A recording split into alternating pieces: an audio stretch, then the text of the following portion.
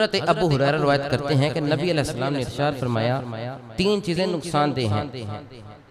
आपसे पूछा गया, हज़रत अबू हुरैरा से पूछा गया कौन सी चीज़ इंसान को नुकसान देती है। आप फरमाते हैं सबसे पहली चीज़ कि दिरम व दिनार की मोहब्बत, माल की मोहब्बत तेरे दिल में आ जाना, ये नुकसानदेह चीज़ है।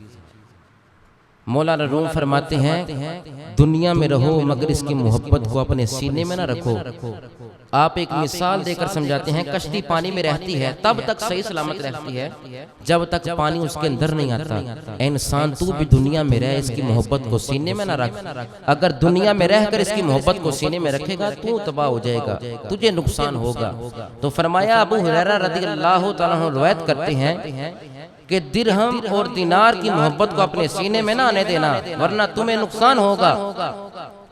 और आप फरमाते हैं हुक्मरानों की मोहब्बत को अपने सीने में ना आने देना।